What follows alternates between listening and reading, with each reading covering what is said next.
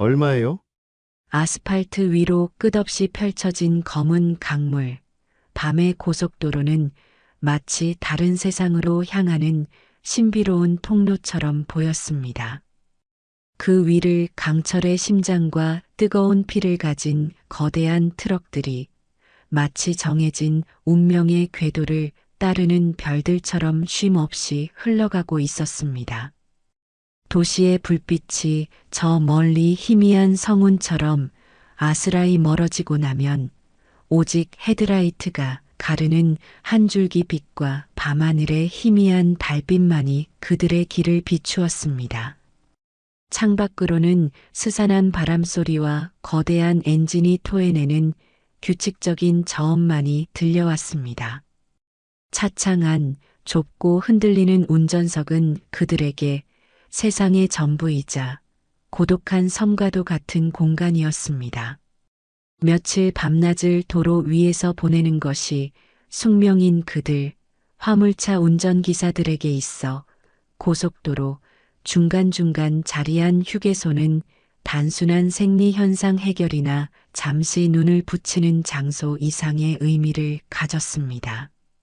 그것은 사막의 오아시스였고 망망대해의 작은 항구였으며 잠시나마 고독한 항해를 멈추고 인간적인 온기를 느낄 수 있는 소중한 정박지였습니다. 수많은 휴게소 중에서도 경기도 외곽, 특별히 눈에 띄는 표지판 하나 없이 그저 만남 휴게소라는 소박한 이름을 가진 그곳은 유독 밤이 깊어질수록 더 많은 트럭들의 불빛으로 붐볐습니다. 휴게소 건물은 지어진 지 오래된 듯 군데군데 낡고 빛바랜 흔적들이 역력했습니다. 번쩍이는 네온 사인이나 화려한 편의시설 대신 닳고 다른 벤치 몇 개와 자판기 몇 대가 전부인 어찌 보면 초라하기까지 한 풍경이었습니다. 하지만 그곳에는 다른 휴게소에서는 찾기 힘든 어떤 특별한 분위기가 감돌았습니다. 그것은 아마도 휴게소 한쪽 구석에서 밤새도록 희미하지만 따스한 불빛을 밝히고 있는 작은 간이식당 민선회 때문이었을 것입니다. 민선회는 정식 상호라기보다는 기사들이 언제부턴가 자연스럽게 부르기 시작한 애칭에 가까웠습니다. 낡은 슬레이트 지붕 아래 허름한 미닫이 문을 열고 들어서면 67개 남짓한 테이블이 전부인 좁은 공간이 나타났습니다. 벽에는 세월의 덮개가 내려앉은 빛바랜 풍경사진 몇 점과 누가 붙여놓았는지 모를 안전운전 표어가 삐뚤게 걸려 있었습니다. 주방이라고 해봐야 카운터를 겸한 작은 조리 공간이 전부였고 그곳에서 식당의 주인이자 유일한 종업원인 민서 씨가 늘 서 있었습니다. 민서 씨는 40 후반에서 50 초반 정도로 추정되었습니다. 아무도 그녀의 정확한 나이나 과거를 알지 못했습니다. 그녀는 말이 많은 편이 아니었고 자신의 이야기를 하는 법은 더더욱 없었습니다. 하지만 그녀의 존재 자체는 왠지 모를 안정감을 주었습니다. 항상 단정하게 빗어넘긴 머리, 유난히 희고 깨끗하게 관리된 조리복과 앞치마, 그리고 나지막하지만 온기가 느껴지는 그녀의 목소리는 거친 세상에 지친 기사들의 마음을 편안하게 만들어 주었습니다. 그녀가 만들어내는 음식들은 특별할 것이 없었습니다. 김이 모락모락 피어오르는 뜨끈한 국밥, 집된장으로 구수하게 끓여낸 된장찌개, 때로는 제철 나물로 소박하게 무쳐낸 서너 가지 반찬이 전부였습니다. 하지만 신기하게도 민선의 국밥 한 그릇에는 지친 몸을 녹이고 허기진 배를 채우는 것 이상의 무언가가 있었습니다. 어떤 기사는 어머니의 손맛을 느꼈고 또 어떤 기사는 고향의 맛을 떠올렸습니다. 그것은 아마도 음식을 만드는 민서 씨의 정성과 진심이 고스란히 담겨 있었기 때문일 것입니다. 그래서 민서네 앞에는 식사 시간이 아니더라도 늘 서너 명 이상의 기사들이 줄을 서거나 테이블에 앉아 묵묵히 국밥 그릇을 비우고 있었습니다. 그들은 단순히 배를 채우러 오는 것이 아니었습니다. 그들은 민서 씨의 따뜻한 눈빛 속에서, 그리고 그녀가 말없이 건네는 위로 속에서 잠시나마 세상의 시름을 잊고 고된 삶의 무게를 내려놓기 위해 그곳을 찾았습니다. 아이고, 민서 씨. 오늘 새벽에 설이 내린 것 좀 봐. 길이 어찌나 미끄럽던지 황천길 구경하고 오는 줄 알았네. 쉰을 훌쩍 넘긴 베테랑 박 기사가 너털웃음을 치며 들어서면 민서 씨는 주방에서 따뜻한 물수건을 들고 나와 그의 손에 쥐어주었습니다. 고생 많으셨네요, 박 기사님. 길이 얼면 더 신경 쓰이시죠. 얼른 뜨끈한 국밥 한 그릇 하시고 몸 좀 녹이세요. 그녀의 목소리에는 진심 어린 걱정이 묻어났습니다. 박 기사는 투박한 손으로 물수건을 받아 얼굴을 닦으며 허허, 그래도 민서 씨 얼굴 보니 살 것 같네. 여기 국밥 특으로 하나 말아줘요. 라며 자리에 털썩 주저앉았습니다. 그는 수십 년간 이 길 위에서 잔뼈가 굵었지만 아내와 다 큰 자식들 걱정에 밤잠을 설치는 날이 많았습니다. 민서 씨 앞에서는 그런 약한 소리도 가끔 할 수 있었습니다. 사장님, 저 아들 봤어요. 어제 병원에서 나왔는데 어찌나 예쁜지. 근데 제가 이렇게 맨날 밖에 나와 있으니 아빠 노릇이나 제대로 할 수 있을지 걱정이에요. 이제 갓 30을 넘긴 젊은 김 기사가 휴대폰 속 아기 사진을 보여주며 수줍게 웃을 때면 민서 씨는 자신의 일처럼 기뻐하며 그의 손을 잡아주었습니다. 어머나 세상에, 정말 복덩이가 태어났네요. 김 기사님, 얼마나 예뻐요. 걱정 마세요. 아빠가 이렇게 열심히 일하는 거 아기도 다 알 거예요. 건강하게 잘 자랄 테니 힘내세요. 그녀의 진심 어린 축하와 격려에 김 기사 역시 고된 운전의 피로를 잠시나마 잊을 수 있었습니다. 그는 아내와 갓 태어난 아기를 위해 밤낮 없이 핸들을 잡았지만 가끔은 이 길이 너무 멀고 힘들게 느껴졌습니다. 이렇듯 민서 씨는 찾아오는 모든 기사들의 이야기를 묵묵히 들어주었습니다. 때로는 자식 걱정, 때로는 부부 싸움 이야기, 때로는 도로 위에서 겪었던 아찔한 사고 이야기까지. 그녀는 어떤 이야기든 편견 없이 들어주었고 결코 함부로 충고하거나 평가하지 않았습니다. 그저 깊은 눈으로 상대를 바라보며 그의 감정에 공감해 주었습니다. 그리고 아주 가끔 힘드시겠네요. 정말 잘하셨어요. 조금만 더 힘내세요와 같은 짧지만 진심이 담긴 말로 그들의 마음을 어루만져 주었습니다. 수많은 사람들에게 따뜻한 위안을 건네는 민서 씨였지만 정작 그녀 자신의 삶은 베일에 쌓여 있었습니다. 그녀가 왜 이 외딴 휴게소에 정착하게 되었는지, 그녀에게 가족은 있는지, 그녀는 이 식당을 운영하기 전에 어떤 삶을 살았는지 아는 사람은 아무도 없었습니다.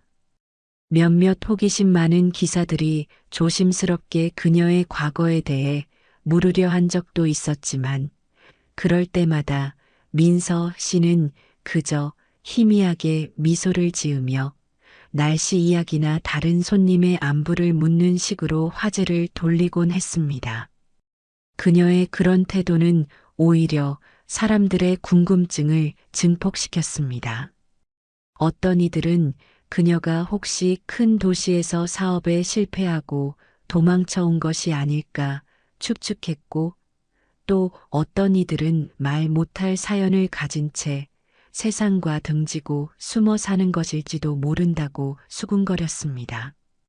심지어는 그녀가 사실은 숨겨진 재력가인데 어떤 이유에서인지 신분을 숨기고 이곳에 있다는 엉뚱한 소문까지 돌았습니다.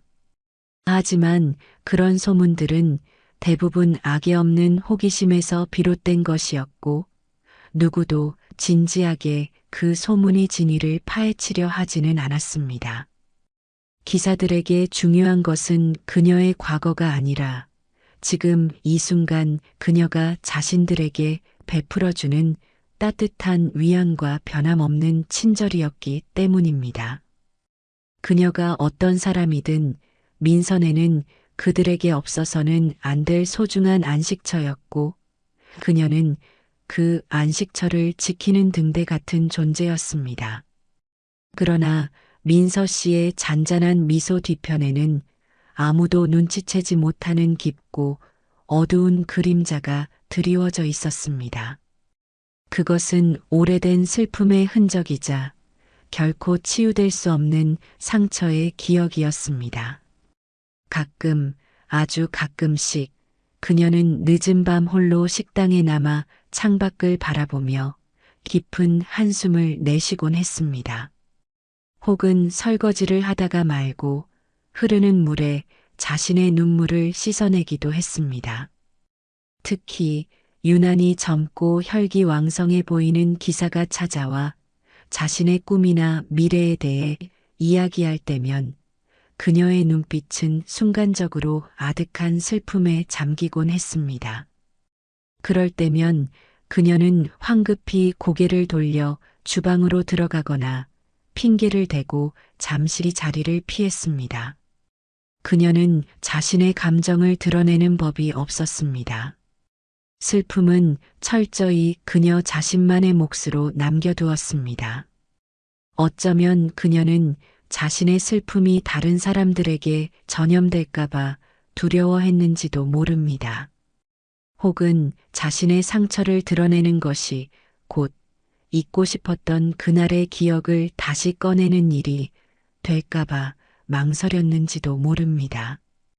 그녀가 간직한 비밀은 너무나 무겁고 아픈 것이어서 그녀는 그것을 마음 가장 깊은 곳에 묻어두고 그 위에 수많은 사람들의 이야기를 덧쌓으며 하루하루를 버텨내고 있었습니다. 그녀에게 기사들의 이야기는 단순한 하소연이 아니라 자신의 깊은 슬픔을 잠시나마 잊게 해주는 진통제와도 같았습니다. 그들의 삶의 고단함 속에서 자신의 아픔을 희석시키고 그들의 작은 기쁨 속에서 희미한 위안을 찾으려 애썼습니다. 하지만 아무리 많은 이야기로 덮으려 해도 그 근원적인 슬픔은 결코 사라지지 않고 그녀의 삶 깊숙이 자리하고 있었습니다. 시간은 쉼없이 흘러 민서 씨가 만남 휴게소에 자리를 잡은 지도 어느덧 10수년이 흘렀습니다. 강산이 한번 변하고도 남을 시간 동안 수많은 트럭들이 휴게소를 스쳐 지나갔고 수많은 기사들이 민선의 식당에서 국밥 그릇을 비웠습니다. 어떤 이들은 꾸준히 찾아오는 단골이 되었고 어떤 이들은 바람처럼 나타났다가 소리 없이 사라졌습니다. 민서 씨는 그 모든 만남과 헤어짐을 묵묵히 지켜보며 변함없이 자신의 자리를 지켰습니다. 그러던 어느 늦가을 찬바람이 옷깃을 파고들기 시작하던 무렵 민선의 식당에 조금은 낯선 얼굴이 등장했습니다. 20서너쯤 되어 보이는 아직 앳된 티를 벗지 못한 청년이었습니다. 그의 이름은 지훈. 이제 막 화물 운전 세계에 발을 들여놓은 신참 기사였습니다. 그의 어깨는 잔뜩 움츠러들어 있었고 그의 눈빛에는 새로운 환경에 대한 긴장감과 함께 어딘지 모를 불안감이 서려 있었습니다. 지우는 다른 베테랑 기사들처럼 시끌벅적하게 인사를 건네거나 스스럼 없이 말을 붙이지 못했습니다. 그는 늘 식당 가장 구석진 자리를 찾아 조용히 앉았고 주문한 음식이 나오면 고개도 들지 않고 허검지겁 가릇을 비웠습니다. 그리고는 누가 볼세라 황급히 계산을 마치고 식당을 나서곤 했습니다. 그의 모습은 마치 세상으로부터 자신을 숨기려는 듯 위태롭고 불안정해 보였습니다. 민서 씨는 그런 지훈의 모습에서 유독 눈을 뗄 수가 없었습니다. 그의 서툰 몸짓 하나하나, 세상을 향해 조심스럽게 내딛는 발걸음, 그리고 무언가에 쫓기는 듯한 불안한 눈빛 속에서 그녀는 자신도 모르게 오래전 봉인해 두었던 기억의 상자를 열어보았습니다. 그 상자 속에는 이제는 희미해진 아들의 얼굴과 함께 그녀가 애써 외면해왔던 깊은 슬픔과 후회가 담겨 있었습니다. 처음에는 그저 기분 탓이려니 혹은 나이가 들어 감상적으로 변한 탓이려니 생각했습니다. 수많은 젊은 기사들이 그녀의 식당을 거쳐갔고 그들 역시 저마다의 사연과 고민을 안고 있었습니다. 지훈 역시 그들 중 한 명일 뿐이라고 스스로를 다독였습니다. 하지만 지훈이 식당을 찾는 횟수가 늘어날수록 민서 씨의 마음속 파문은 걷잡을 수 없이 커져갔습니다.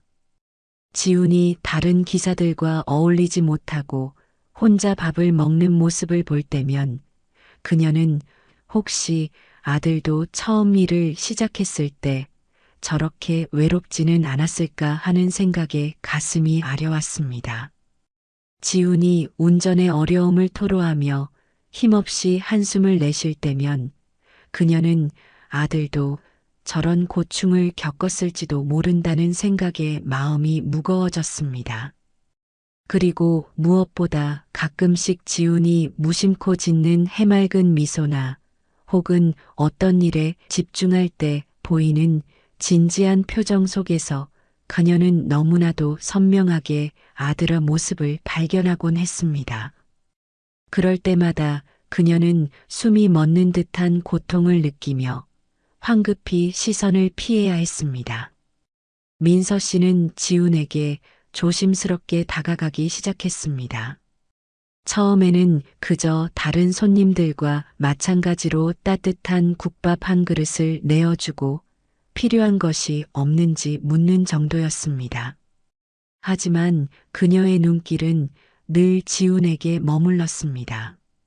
그가 혹시 식사는 제대로 하는지, 잠은 충분히 자는지, 운전은 위험하지 않은지, 그녀는 어머니와 같은 마음으로 그를 걱정했습니다.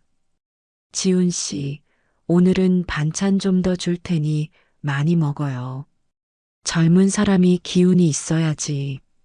날씨가 많이 추워졌는데 옷은 따뜻하게 입고 다녀요? 감기 조심하고. 밤 운전은 특히 더 위험해요. 졸리면 꼭 휴게소 들러서 쉬었다 가고.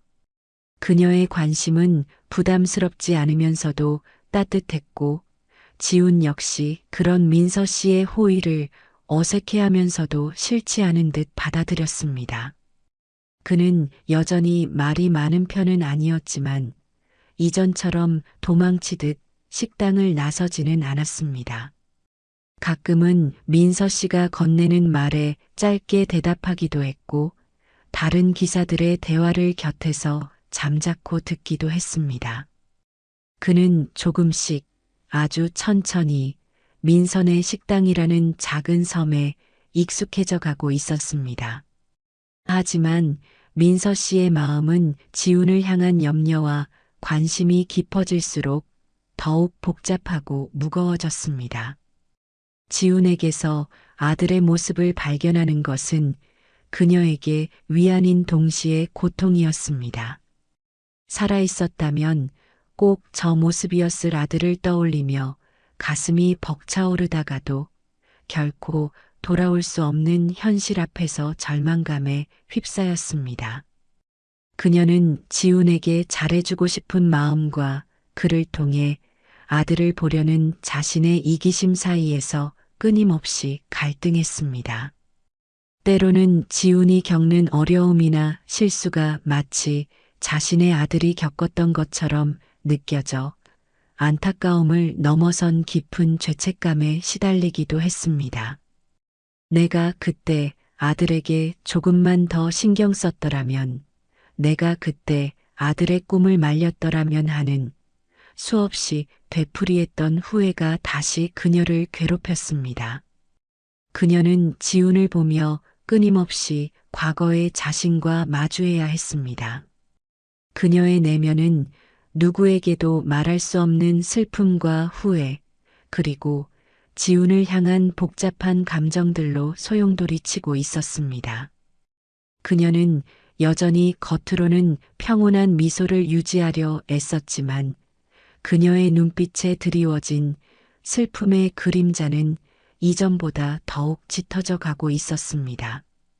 그리고 그 그림자는 마치 폭풍 전야처럼 곧 닥쳐올 운명적인 밤을 예고하고 있었습니다.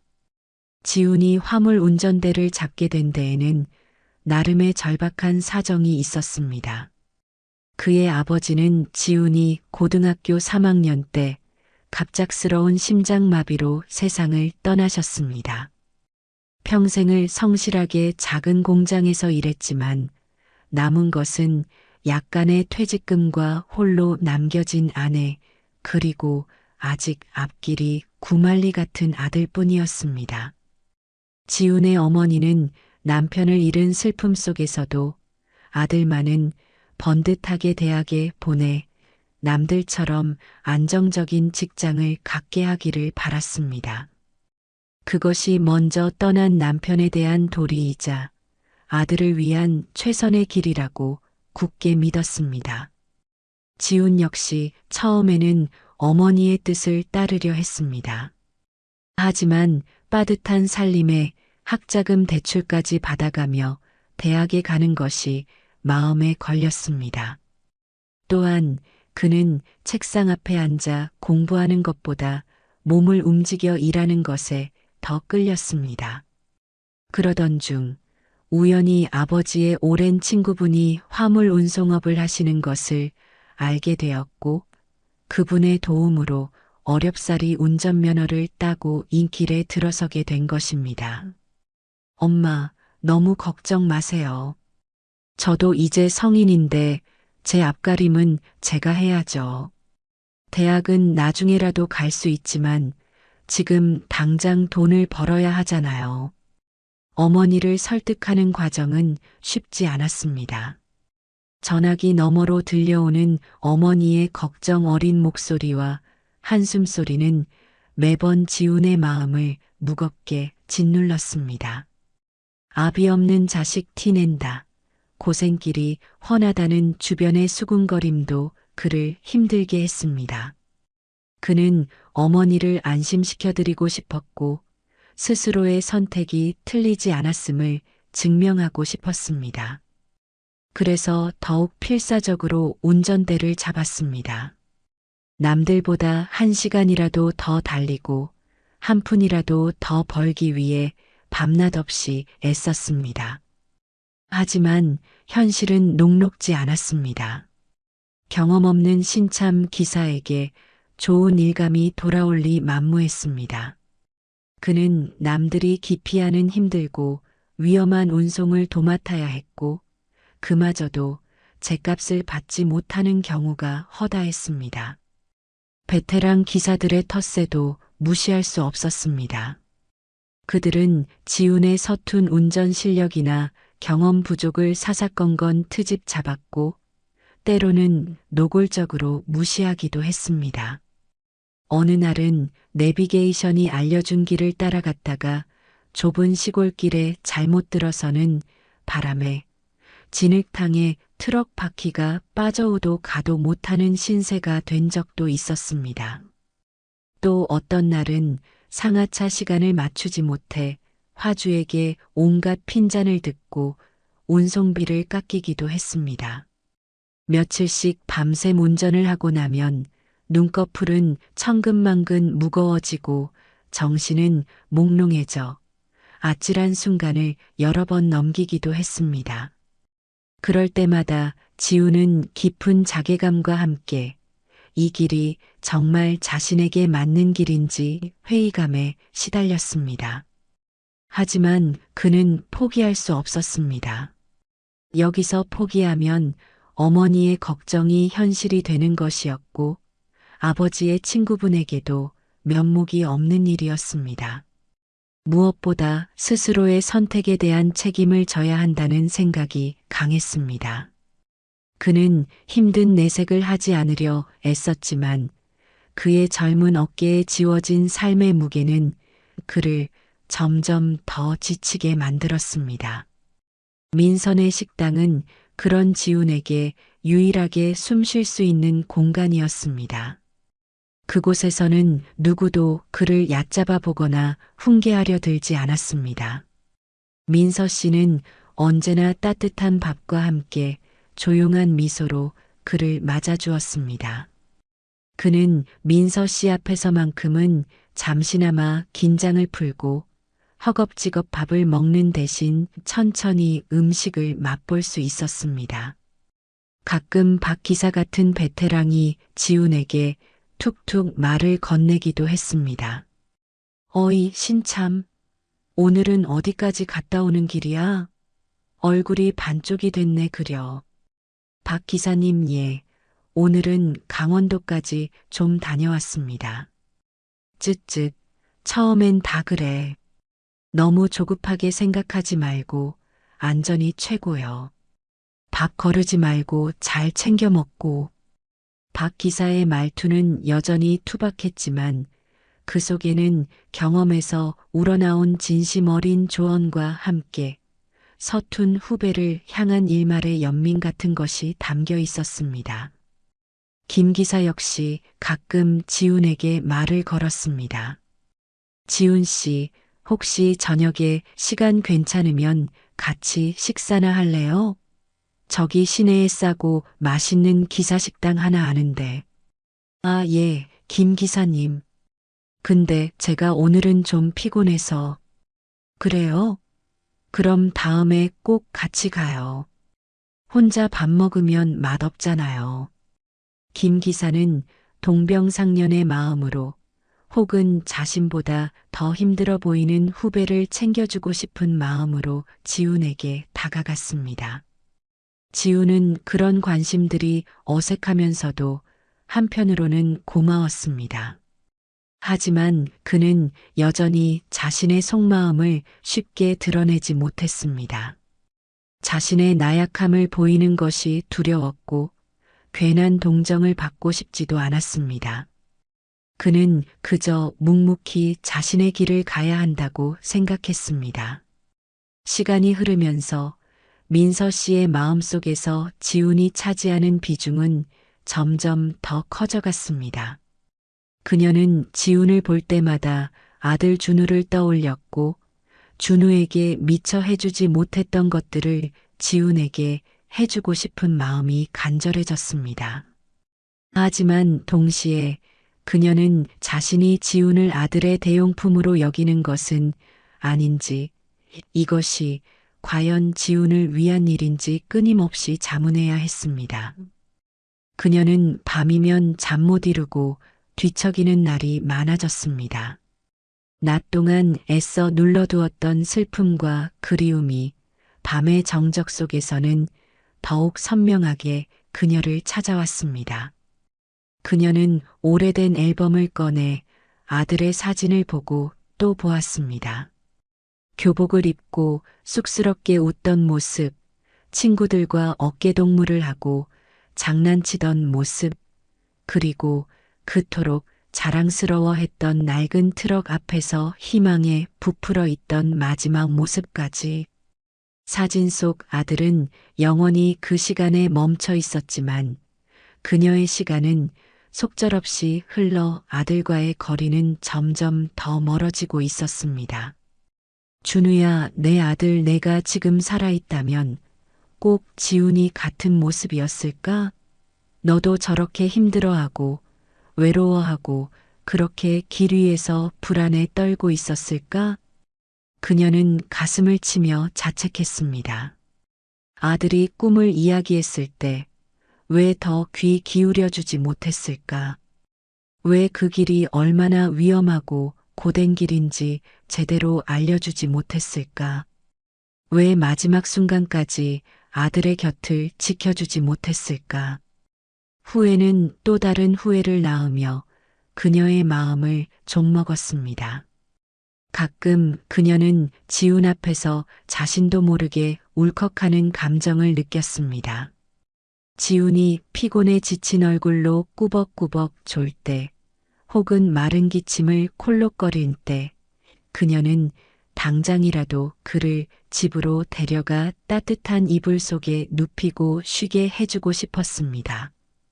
하지만 그녀는 그저 피곤하면 조금이라도 눈 좀 붙여요라고 말하거나 따뜻한 생강차 한 잔을 건네는 것이 전부였습니다. 그녀는 결코 넘어서는 안 될 선이 있다는 것을 알고 있었습니다. 다른 기사들도 민서 씨의 미묘한 변화를 어렴풋이 감지하기 시작했습니다. 민서 씨, 요즘 무슨 걱정거리 있어? 얼굴이 영 안 좋아 보여 박 기사가 넌지시 물었습니다. 아니에요, 박 기사님. 그냥 날씨가 추워져서 그런가 봐요. 민서 씨는 애써 미소를 지으며 둘러댔습니다. 김 기사 역시 고개를 갸웃거렸습니다. 사장님이 유독 그 신참한테 신경을 많이 쓰시는 것 같지 않아요? 뭐, 딱해 보이긴 하지만. 민서 씨는 자신의 감정이 다른 사람들에게 읽히는 것이 두려웠습니다. 그녀는 더욱 자신의 속마음을 감추려 애썼습니다. 하지만 그럴수록 그녀의 내면은 더욱 위태롭게 흔들렸습니다. 오랫동안 굳게 닫아두었던 슬픔의 댐에 보이지 않는 균열이 조금씩 생겨나고 있었던 것입니다. 그리고 그 균열은 거센 비바람과 함께 찾아올 운명의 밤을 향해 위태로운 전주곡을 울리고 있었습니다. 계절은 깊어져 앙상한 나뭇가지 위로 차가운 겨울비가 내리기 시작했습니다. 밤은 더욱 길고 어두워졌고 휴게소를 찾는 트럭들의 불빛은 빗줄기 속에서 위태롭게 번져나갔습니다. 민서 씨는 창밖으로 세차게 쏟아지는 비를 바라보며 불길한 예감에 사로잡혔습니다. 그날 밤 유독 지훈의 모습이 보이지 않는 것이 마음에 걸렸습니다. 무슨 일이 있는 건 아닐까, 부디 별일 없어야 할 텐데 그녀는 불안한 마음으로 밤늦도록 식당 문을 닫지 못하고 기다렸습니다. 그리고 마침내 그녀의 불안한 예감은 현실이 되어 다가오고 있었습니다. 계절은 어김없이 깊어져 달력은 어느덧 초겨울의 문턱을 넘어서고 있었습니다. 창밖은 이미 오래전에 짙은 어둠에 잠겼고 세찬 겨울비가 쉴 새 없이 휴게소의 아스팔트 바닥을 두드리고 있었습니다. 바람 소리는 밤의 정적을 깨고 음산한 휘파람처럼 창문 틈새를 파고들었습니다. 휴게소 주차장은 평소의 활기를 잃고 텅 비어 있었으며 간간히 빗줄기 속을 뚫고 들어서는 트럭들도 서둘러 주차를 마치고 어딘가로 사라졌습니다. 민선의 식당 안 낡은 형광등만이 희미하게 깜빡이며 온기를 유지하고 있었습니다. 늦은 시간까지 남아있던 마지막 손님 몇몇도 궂은 날씨 탓인지 서둘러 자리를 떴습니다. 이제 식당 안에는 민서 씨 홀로 남아 빗소리와 함께 벽에 걸린 낡은 시계의 초침 소리만이 유난히 크게 들려왔습니다. 그녀는 이미 여러 번 닦은 테이블을 마른 행주로 다시 한번 닦아내고 가지런히 정돈된 의자들을 괜스레 다시 한번 매만졌습니다. 하지만 그녀의 시선은 불안하게 흔들리며 자꾸만 창밖에 쏟아지는 비와 어둠을 향해 있었습니다. 왜 이렇게 안 오는 걸까? 벌써 시간이 꽤 늦었는데. 민서 씨의 마음속에는 먹구름처럼 불안감이 피어올랐습니다. 오늘따라 유독 지훈의 모습이 보이지 않는 것이 마음에 걸렸습니다. 아침 일찍, 오늘은 좀 먼 곳까지 가야 해서 늦을 것 같아요. 사장님이라며 쑥스럽게 웃던 그의 얼굴이 떠올랐습니다. 그때 그냥 평소처럼 그래요. 조심해서 다녀와요라고 말했지만 왠지 모르게 마음 한구석이 불편했습니다. 비가 이렇게 많이 오는데 초행길은 아닐까, 어린 것이 겁도 없이 또 무리하는 건 아닐까, 온갖 걱정들이 꼬리에 꼬리를 물고 그녀의 머릿속을 어지럽혔습니다. 그녀는 불안한 마음을 달래려 주방으로 들어가 남은 설거지거리를 정리하기 시작했습니다. 차가운 물에 손을 담그자 문득 십수년 전 그날의 기억이 섬광처럼 스쳐 지나갔습니다. 그날도 이렇게 비가 내렸던가. 아니, 비는 아니었지만 유난히 어둡고 바람이 많이 불었던 밤이었던 것 같기도 했습니다. 아들 준우가 첫 장거리 운행을 앞두고 친구들과의 약속 장소로 향하던 밤. 엄마, 나 진짜 멋진 트럭 기사가 돼서 호강시켜줄게. 조금만 기다려. 라며 현관문을 나서던 아들의 들뜬 목소리. 그것이 그녀가 들었던 아들의 마지막 목소리였습니다. 아니야, 아니야, 불길한 생각하지 말자. 지훈이는 준우가 아니잖아. 민서 씨는 세차게 고개를 저었습니다. 애써 불안감을 떨쳐내려 했지만 한번 피어오른 불안의 씨앗은 걷잡을 수 없이 자라나 그녀의 온 마음을 뒤덮었습니다. 그녀는 설거지를 멈추고 다시 창가로 다가가 어둠 속을 응시하며 지훈의 트럭이 나타나기만을 기다렸습니다. 시계는 어느덧 자정을 향해 달려가고 있었습니다. 휴게소의 다른 가게들은 하나둘 불을 끄고 문을 닫았고 이제 민선의 식당의 불빛만이 빗속에서 외로운 등대처럼 깜빡이고 있었습니다. 바로 그때였습니다. 멀리서 희미하게 들려오던 엔진 소리가 점점 가까워지더니 이내 휴게소 주차장으로 거칠게 미끄러지듯 들어서는 트럭 한 대가 있었습니다. 민서 씨는 직감적으로 그것이 지훈의 트럭임을 알아차렸습니다. 그런데 트럭의 움직임이 어딘가 이상했습니다. 제대로 주차 라인에 맞추지도 못한 채 거의 급정거하듯 멈춰 선 트럭에서는 한동안 아무런 기척도 없었습니다. 민서 씨의 심장이 불안하게 요동치기 시작했습니다. 그녀는 앞치마를 벗어 던질 생각도 못한 채 서둘러 식당 문을 열고 빗속으로 뛰쳐나갔습니다. 트럭 운전석 문이 세차게 열리고 비틀거리며 내리는 인형은 분명 지훈이었습니다. 하지만 그의 모습은 평소와는 완전히 달랐습니다. 온몸은 비에 흠뻑 젖어 있었고 창백하다 못해 새하얗게 질린 얼굴에는 극심한 공포와 충격의 빛이 서려 있었습니다. 그는 마치 허수아비처럼 힘없이 몇 걸음 옮기다 말고 그대로 주저앉을 듯 휘청거렸습니다. 지훈 씨, 괜찮아요? 무슨 일 있었어요?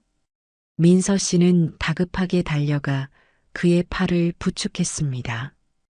그녀의 손에 닿은 지훈의 몸은 사시나무처럼 가늘게 떨리고 있었습니다. 그는 민서 씨를 발견하고는 마치 길 잃은 아이가 엄마를 만난 것처럼 와락 그녀에게 매달렸습니다. 그리고는 제대로 된 말도 잊지 못하고 그저 숨막히는 신음소리만 토해냈습니다. 하하 사사장님, 저 죽는 줄 정말 죽는 줄 알았어요. 민서 씨는 지훈을 부축하여 간신히 식당 안으로 데리고 들어왔습니다. 그녀는 지훈을 의자에 앉히고 마른 수건을 가져와 그의 젖은 머리와 얼굴을 닦아주었습니다. 그리고 따뜻한 물을 한 잔 따라 그의 손에 쥐어주었습니다. 지훈의 손은 여전히 심하게 떨리고 있었고 그의 눈동자는 초점을 잃은 채 허공을 헤매고 있었습니다. 괜찮아요, 지훈 씨. 이제 괜찮아요. 여기는 안전해요. 천천히 숨 쉬어봐요.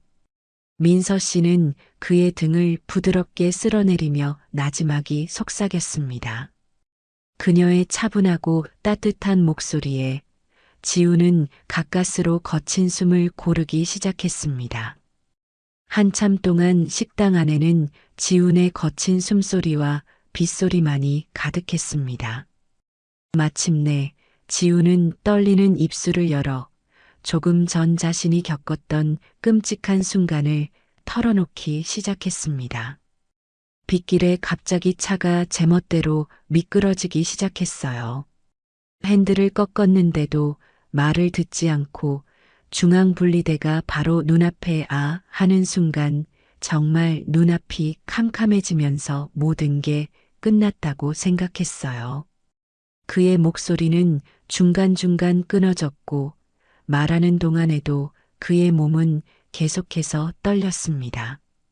그는 마치 그 순간을 다시 겪고 있는 것처럼 두 손으로 머리를 감싸쥐기도 했고 허공을 향해 알아들을 수 없는 말을 중얼거리기도 했습니다.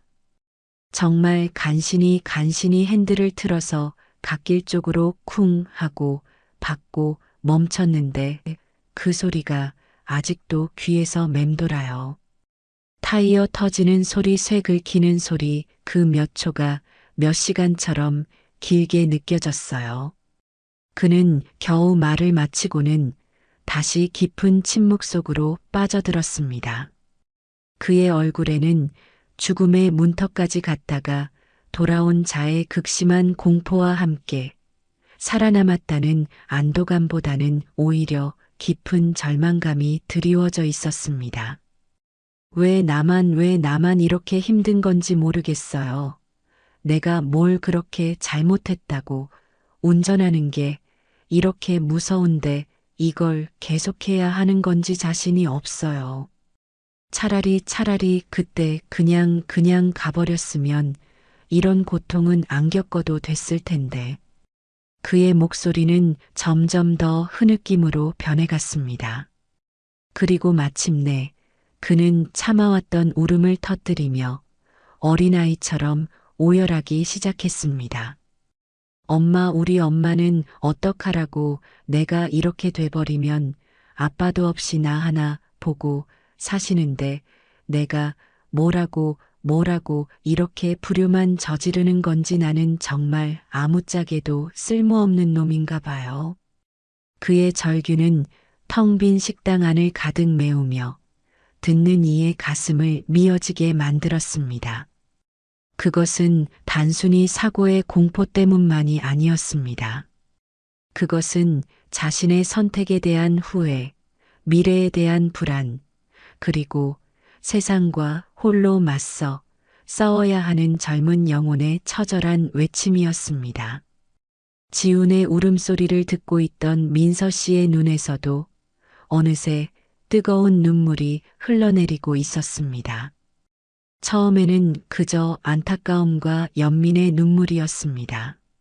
하지만 지훈의 절규가 깊어질수록 그녀의 눈물은 다른 색깔을 띠기 시작했습니다. 그것은 지훈의 슬픔에 대한 공감을 넘어 자신의 깊은 상처와 포개지며 터져나오는 10수년 동안 억눌러왔던 그녀 자신의 슬픔이었습니다. 준우야, 내 아들 너도 이렇게 무서웠니? 이렇게 힘들었니? 엄마한테 말도 못하고 혼자서 얼마나 외롭고 고통스러웠을까. 그녀는 더 이상 감정을 주체할 수 없었습니다. 지훈의 떨리는 어깨 위로 10수년 전 싸늘하게 식어버린 아들의 모습이 겹쳐졌습니다. 아들의 이루지 못한 꿈, 허망하게 꺾여버린 젊음, 그리고 그를 지켜주지 못했다는 깊은 죄책감이 해일처럼 그녀를 덮쳐왔습니다. 그녀는 지훈의 등을 토닥이던 손길을 멈추고 자신의 얼굴을 감싸쥔 채 함께 흐느꼈습니다. 한참 동안 식당 안에는 두 사람의 서러운 울음소리만이 가득했습니다. 세상의 모든 슬픔이 그 작은 공간 안에 응축된 듯 무겁고 처연한 공기가 흘렀습니다.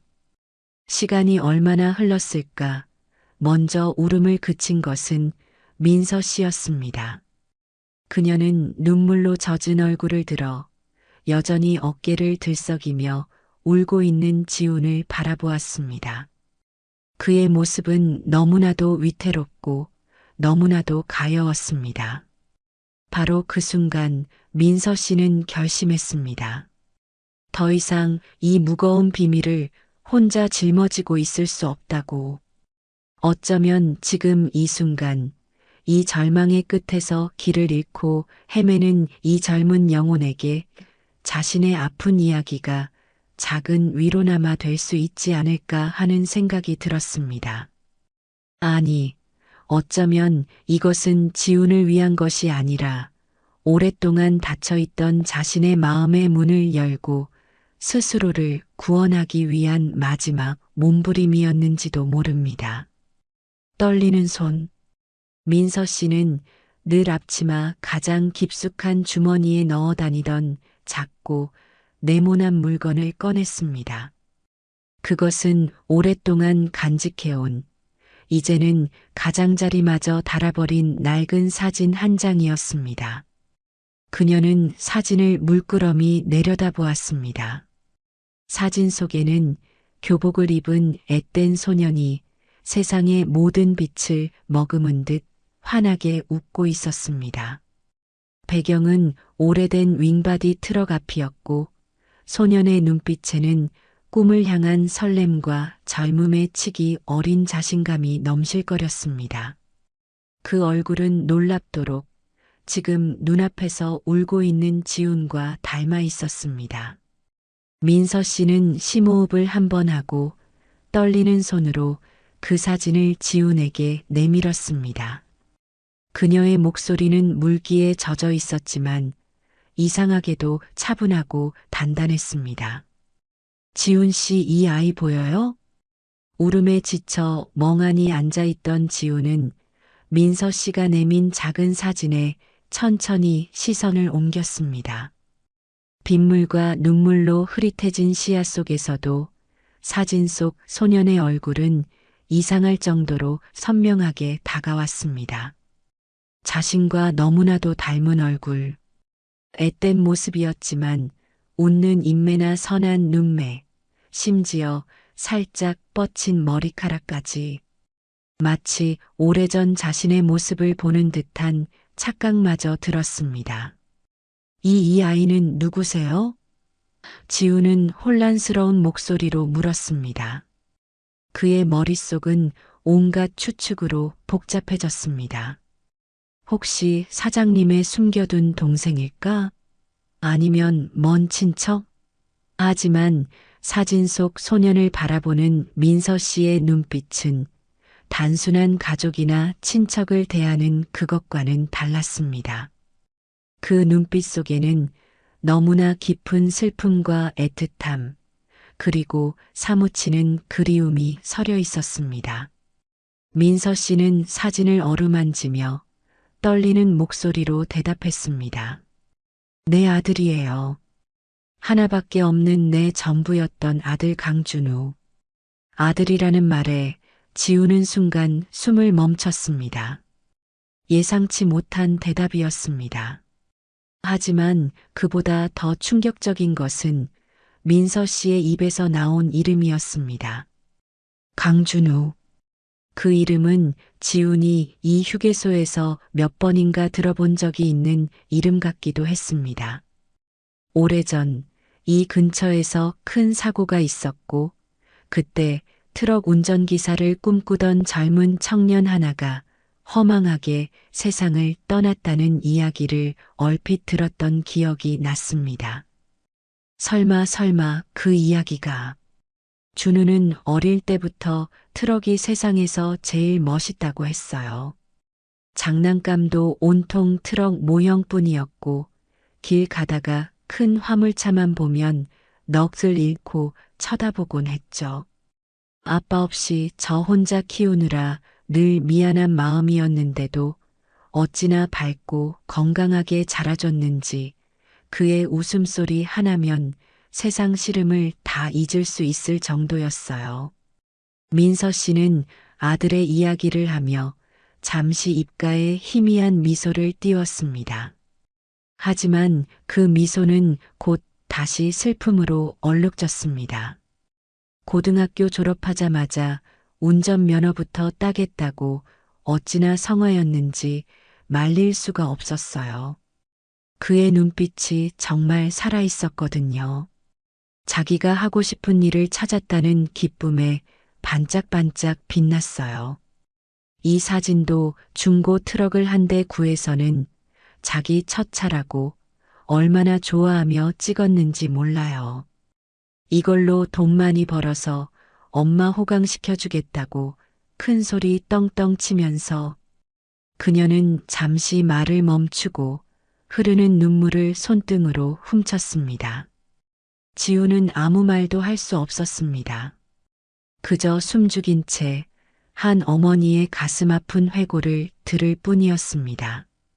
그런데 그 꿈을 펼쳐보지도 못하고 첫 운행을 하루 앞둔 날 밤이었어요. 친구들하고 미리 축하 파티를 한다고 나갔는데 새벽녘에 경찰서에서 전화가 왔어요. 교통사고라고 병원으로 빨리 와보셔야겠다고. 민서 씨의 목소리는 점점 더 가늘게 떨렸습니다.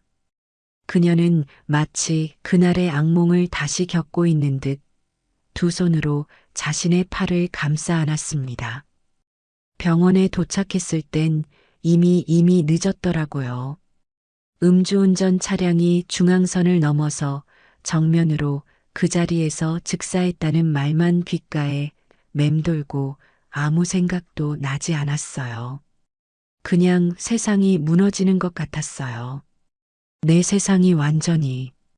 민서 씨는 더 이상 말을 잇지 못하고 어깨를 들썩였습니다. 그녀의 울음소리는 이제 참았던 설움이 한꺼번에 터져 나오듯 더욱 격렬하고 처절했습니다. 지우는 자신도 모르게 민서 씨의 어깨에 손을 올렸습니다. 위로의 말을 건네고 싶었지만 어떤 말로도 그녀의 깊은 슬픔을 위로할 수 없음을 알았습니다. 그는 그저 자신의 눈물을 참지 못한 채 그녀와 함께 울었습니다. 얼마나 시간이 흘렀을까. 식당 안을 가득 메웠던 울음소리가 조금씩 잦아들었습니다. 창밖의 빗줄기도 어느새 약해져 있었고 동쪽 하늘이 희미하게 밝아오기 시작했습니다. 민서 씨는 퉁퉁 부은 눈으로 지훈을 바라보았습니다.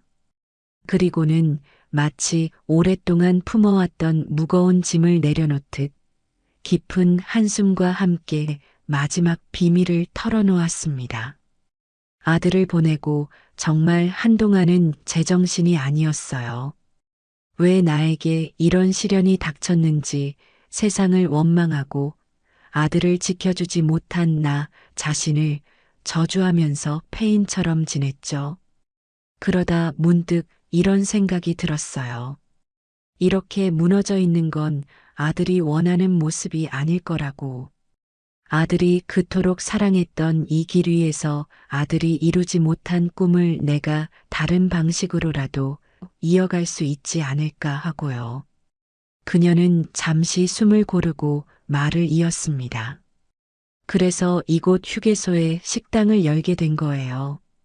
매일같이 이 길을 오가는 트럭 기사들을 만나면서 그들의 이야기를 들어주면서 어쩌면 그들 속에서 내 아들 준우를 다시 만날 수 있지 않을까 하는 헛된 기대였는지도 몰라요. 그녀의 목소리는 담담했지만 그 속에는 헤아릴 수 없는 깊은 고독과 그리움이 배어 있었습니다. 힘들고 지친 기사님들 보면 꼭 내 아들 같아서 마음이 아팠고 젊고 희망에 찬 기사님들 보면 우리 준우도 살아 있었다면 저랬을까 싶어서 또 가슴이 미어졌어요. 특히 지훈 씨를 처음 봤을 때 정말 우리 준우가 환생해서 돌아온 줄 알았어요. 너무나 닮아서. 민서 씨는 지훈의 얼굴을 찬찬히 들여다보았습니다. 그녀의 눈빛은 더 이상 슬픔만이 아닌 복잡하고 애틋한 감정으로 흔들렸습니다. 매일 국밥을 끓이고 기사님들 이야기를 들어주는 일이 어쩌면 저에게는 아들을 추모하는 방식이었는지도 몰라요. 그들에게 위안을 주면서 사실은 제가 더 큰 위로를 받았으니까요. 그들이 없었다면 저는 아마 이 깊은 슬픔을 견디지 못하고 벌써 무너졌을 거예요. 하지만 동시에 너무 힘들었어요. 당신들 속에서 아들을 찾는 내 모습이 너무 이기적이고 때로는 원망스럽기도 했어요. 왜 내 아들은 여기 없고 당신들만 있는 거냐고. 그녀의 솔직한 고백에 지우는 다시 한번 뜨거운 것이 목구멍으로 치밀어 오르는 것을 느꼈습니다. 그는 이제야 민서 씨의 그 깊은 눈빛과 따뜻한 미소 뒤에 숨겨진 슬픔의 정체를 알게 되었습니다. 그녀가 자신에게 베풀었던 친절과 관심이 단순한 동정심이 아니라 얼마나 절절하고 아픈 모성애에서 비롯된 것인지를 깨달았습니다. 그는 자신이 겪었던 사고의 공포나 미래에 대한 불안감 따위는 그녀가 짊어지고 온 슬픔의 무게에 비하면 아무것도 아니라는 것을 느꼈습니다. 지우는 자리에서 일어나 민서 씨 앞에 섰습니다. 그리고는 아무 말 없이 그녀를 끌어안았습니다. 그의 품에 안긴 민서 씨의 몸은 가늘게 떨리고 있었습니다. 하지만 그것은 더 이상 슬픔이나 절망의 떨림만이 아니었습니다. 오랫동안 혼자 짊어져야 했던 무거운 비밀을 마침내 내려놓은 후련함과 자신의 아픔을 이해해주는 존재를 만났다는 안도감이 뒤섞인 떨림이었습니다. 두 사람은 한참 동안 서로를 부둥켜 안고 있었습니다. 창밖은 어느새 완전히 밝아왔고 밤새 내리던 비는 거짓말처럼 멎어 있었습니다. 식당 창문으로 새벽에 차갑지만 신선한 공기가 스며들었습니다. 그 순간 지우는 민서 씨의 귓가에 나지막이 속삭였습니다. 사장님, 아니 어머니, 이제 혼자 힘들어하지 마세요. 제가 있잖아요. 그 말에 민서 씨는 참았던 눈물을 다시 한번 쏟아냈습니다. 하지만 이번 눈물은 슬픔의 눈물이 아니라 감사와 감동, 그리고 아주 오랜만에 느껴보는 따뜻한 희망의 눈물이었습니다. 그날 새벽 낡고 허름한 고속도로 휴게소 식당 안에서 피 한 방울 섞이지 않은 두 사람은 세상에서 가장 깊은 슬픔을 나누고 서로에게 의지하는 또 다른 의미의 어머니와 아들이 되었습니다. 그날 이후 민서 씨와 지훈의 관계는 이전과는 달라졌습니다. 지우는 더 이상 민서 씨를 사장님이라고 부르지 않고 조심스럽지만 진심을 담아 어머니라고 불렀습니다. 민서 씨 역시 지훈을 대하는 태도가 조금 더 자연스러워졌습니다. 물론 아들에 대한 그리움과 슬픔이 하루아침에 사라진 것은 아니었지만 이제 그녀는 자신의 감정을 억누르거나 숨기려 애쓰지 않았습니다. 때로는 지훈에게 아들 준우의 어린 적 이야기를 들려주기도 했고, 때로는 지훈의 서툰 운전 실력에 대해 잔소리 아닌 잔소리를 하기도 했습니다. 지훈 역시 민서 씨에게 자신의 고민이나 일상사를 좀 더 편안하게 털어놓았습니다. 두 사람은 서로에게 부족한 부분을 채워주며 조금씩 새로운 관계를 만들어갔습니다. 민서 씨의 비밀은 지훈을 통해 다른 단골 기사들에게도 조심스럽게 전해졌습니다. 처음 이야기를 들은 박 기사는 한동안 말을 잇지 못하고 담배만 태우더니 그 어린 것이 얼마나 가슴이 아팠을 거라며 깊은 한숨을 내쉬었습니다. 그는 평소 무뚝뚝하고 거칠어 보였지만 속정 깊은 사람이었습니다. 아마도 비슷한 연배의 자식을 둔 아버지로서 민서 씨의 슬픔에 누구보다 깊이 공감했을 것입니다. 김 기사 역시 눈시울을 붉히며 안타까움을 금치 못했습니다. 어쩐지 사장님 눈빛이 항상 슬퍼 보이더라니 그런 기막힌 사연이 있으셨구나. 우리 아들 보면 얼마나 아들 생각이 나셨을까. 그는 이제 갓 아버지가 된 입장에서 자식을 잃은 부모의 마음을 헤아리며 가슴 아파했습니다. 소문은 휴게소를 오가는 다른 기사들에게도 조금씩 퍼져나갔습니다. 처음에는 그저 민선의 사장님 아들이 예전에 사고로 죽었다더라 정도의 이야기였지만 점차 그녀가 왜 이곳에서 식당을 하고 있는지, 왜 그토록 기사들에게 따뜻하게 대해주었는지에 대한 진실이 덧붙여졌습니다. 이야기를 전해 들은 기사들은 하나같이 숙연해졌고 민서 씨를 바라보는 시선에는 이전과는 다른 존경과 연민의 빛이 깃들기 시작했습니다.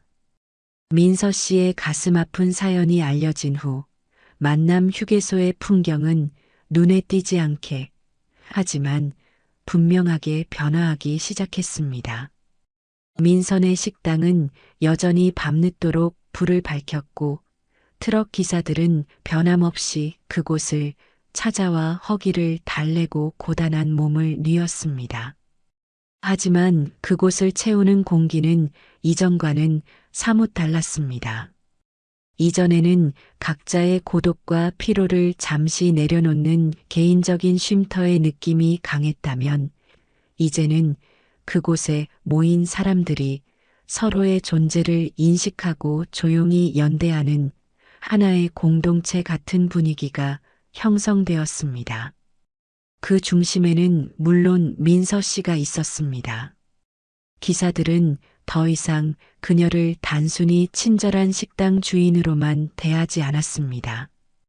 그들은 이제 그녀의 미소 뒤에 숨겨진 깊은 슬픔을 알았고 그녀가 베푸는 온정의 무게를 이해했습니다. 그래서 그들은 이제 민서 씨에게 위로를 받으려고만 하기보다는 오히려 그녀에게 작은 힘이라도 되어주려 애썼습니다. 어머니, 이거 저희 고향에서 막 따온 사과인데 맛 좀 보세요. 비타민C가 피로 해소에 그만이래요. 지우는 이제 스스럼 없이 민서 씨를 챙겼고 장거리 운행에서 돌아올 때면 꼭 그녀가 좋아할 만한 작은 먹거리들을 사오곤 했습니다. 민서 씨, 오늘따라 허리가 더 안 좋아 보이시는데 무거운 건 저희한테 시키세요. 괜히 몸 축내지 마시고 박 기사는 예의 그 무뚝뚝한 표정이었지만 식자재를 나르거나 무거운 물통을 옮기는 일은 이제 도맡아 해주었습니다. 그는 말없이 행동으로 그녀를 돕는 것이 자신의 방식이라고 생각했습니다. 사장님, 혹시 시간 괜찮으시면 저희 아기 100일 때 찍은 사진 좀 더 보여드릴까요? 사장님이 예쁘다고 해주셔서 아내도 엄청 좋아했어요. 김 기사는 이제 자신의 기쁨을 나누는 것이 민서 씨에게도 작은 위안이 될 수 있음을 알았습니다. 그는 민서 씨를 자신의 가족 이야기를 들어주는 또 다른 어머니처럼 여겼습니다. 처음에는 그런 변화가 민서 씨에게도 조금은 낯설고 어색했습니다. 늘 주기만 했던 입장에서 받는 입장이 되는 것이 익숙지 않았고 자신의 슬픔이 동정의 대상이 되는 것 같아 마음이 불편하기도 했습니다. 하지만 기사들의 행동에는 값싼 동정이 아니라 그녀의 아픔을 이해하고 함께 나누려는 진심 어린 마음이 담겨 있다는 것을 점차 깨닫게 되었습니다. 그들의 서툴지만 따뜻한 배려 속에서 그녀는 오랫동안 잊고 있었던 보살핌을 받는 감각을 되찾았습니다. 그리고 그것은 예상외로 큰 위안이 되었습니다. 그녀는 여전히 아들 준우를 그리워했습니다.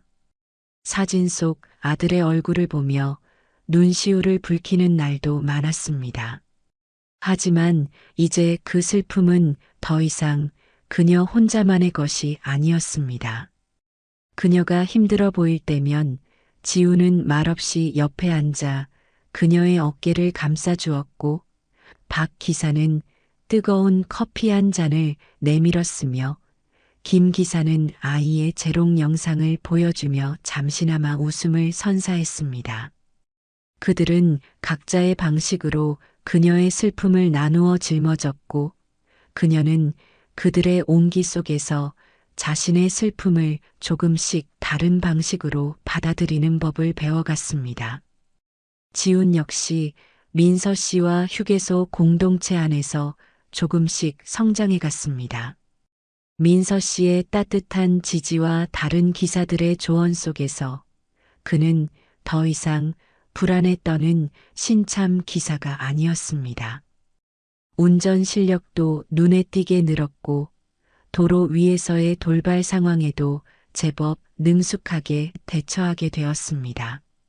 무엇보다 그의 얼굴에서 이전에 드리워져 있던 깊은 불안과 고독의 그림자가 많이 옅어졌습니다. 그는 이제 자신이 혼자가 아니라는 것을 알았습니다. 힘들고 외로울 때 기댈 수 있는 사람들이 있다는 사실만으로도 그는 큰 힘을 얻었습니다. 그는 이제 민서 씨에게 아들 노릇을 톡톡히 했습니다. 시간이 날 때마다 식당 일을 도왔고 그녀의 건강을 살뜰히 챙겼으며 때로는 어머니 밤늦게까지 일하는 거 몸에 안 좋아요. 오늘은 제가 마무리할 테니 먼저 들어가세요. 라며 걱정 어린 잔소리를 하기도 했습니다. 그런 지훈의 모습은 민서 씨에게 또 다른 기쁨이자 위안이었습니다.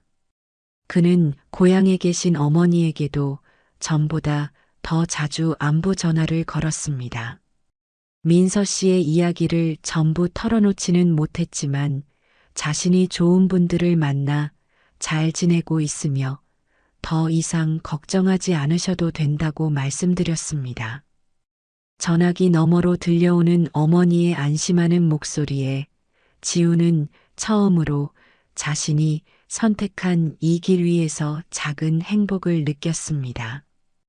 민선의 식당은 이제 단순한 식당이 아니라 길 위의 사람들이 서로의 상처를 보듬고 의지하며 살아가는 따뜻한 보금자리가 되었습니다.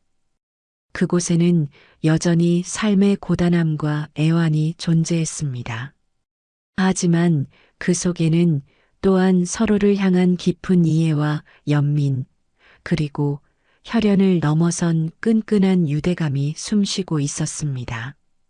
그들은 민서 씨의 아픈 비밀을 통해 역설적으로 서로에게 더욱 진실한 가족이 되어 주었습니다. 시간은 흘러 또다시 계절이 바뀌고 밤하늘에는 여름의 별들이 총총히 떠 있었습니다. 만남 휴게소는 여느 때처럼 밤늦도록 오가는 트럭들의 불빛으로 밝았습니다. 민선의 식당의 영업 마감 시간이 가까워질 무렵 민서 씨는 잠시 일손을 멈추고 창밖의 밤 풍경을 바라보았습니다. 어둠 속에서 아스라이 이어지는 고속도로의 불빛들. 저 불빛 하나하나가 저마다의 사연과 무게를 싣고 달리는 삶이라는 것을 그녀는 이제 알았습니다. 그리고 그 길 위 어딘가에서 자신의 아들 준우 역시 별이 되어 저 불빛들 사이를 달리고 있을지도 모른다고 생각했습니다. 가슴 한구석이 다시 아릿하게 저려왔지만 이제 그녀는 예전처럼 절망감에 휩싸이지는 않았습니다. 그때 식당 문이 열리며 지훈이 들어섰습니다. 그의 손에는 따뜻한 캔 커피 2개가 들려 있었습니다. 어머니, 아직 안 주무시고 뭐 하세요? 이제 슬슬 정리하셔야죠. 지훈은 민서 씨 옆에 나란히 서서 그녀가 바라보던 밤하늘을 함께 올려다보았습니다. 그냥 별들이 예뻐서 보고 있었어. 민서 씨가 나지막이 대답했습니다. 그러네요. 오늘은 유난히 별이 많네요. 꼭 길을 비춰주는 등불 같아요. 지훈의 말에 민서 씨는 희미하게 미소 지었습니다. 그녀는 주머니 속에서 낡은 사진을 꺼내 잠시 바라보았습니다. 사진 속 준우는 여전히 환하게 웃고 있었습니다. 그녀는 사진을 다시 소중하게 주머니에 넣고 지훈이 건넨 따뜻한 캔 커피를 받아들었습니다. 바로 그때 늦은 시간까지 남아있던 박 기사가 계산을 하며 말했습니다. 민서 씨, 내일 아침 일찍 떠나는데 국밥 한 그릇 미리 좀 부탁할 수 있을까? 여기 국밥 아니면 이제 다른 건 입에 맞지도 않아. 그럼요, 박 기사님. 내일 새벽에 따끈하게 준비해 놓을게요. 안전 운전하시고요. 민서 씨는 환하게 웃으며 대답했습니다. 그녀의 미소는 여전히 어딘가 슬픔을 머금고 있었지만 그 슬픔 너머에는 깊은 평온함과 따뜻한 온기가 자리하고 있었습니다. 고속도로의 밤은 깊어갔지만 만남 휴게소의 민선의 식당 불빛은 쉬이 꺼지지 않았습니다.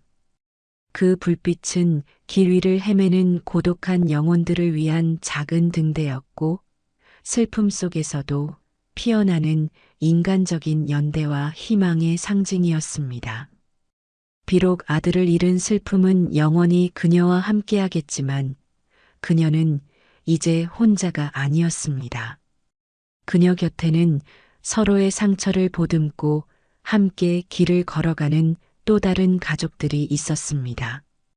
그리고 그들이 함께 만들어가는 이야기는 오늘도 밤의 고속도로 위를 달리는 수많은 이들에게 작지만 깊은 울림을 전해주고 있을 것입니다. 세상의 모든 슬픔 속에서도 사람과 사람 사이의 온기는 결코 꺼지지 않는 등불처럼 그렇게 빛나고 있을 것입니다.